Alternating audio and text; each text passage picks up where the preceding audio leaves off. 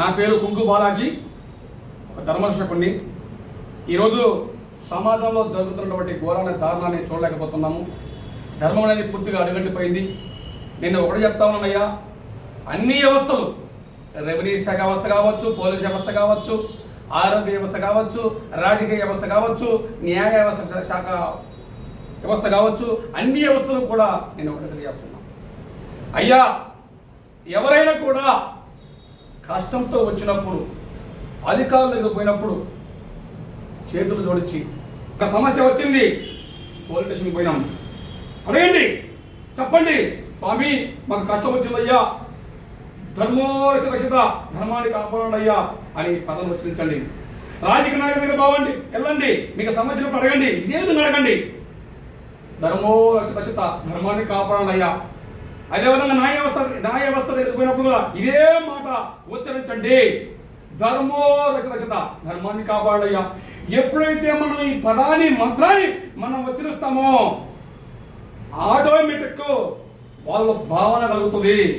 నేను లక్షల జీతాలు తీసుకుంటున్నా, నేను ధర్మాన్ని కాపాడాలా, ధర్మాన్ని రక్షించాలా, ఎప్పుడైతే ఆ భావన కలుగుతుందో అప్పుడే ధర్మం బాగుపడుతుందయ్యా.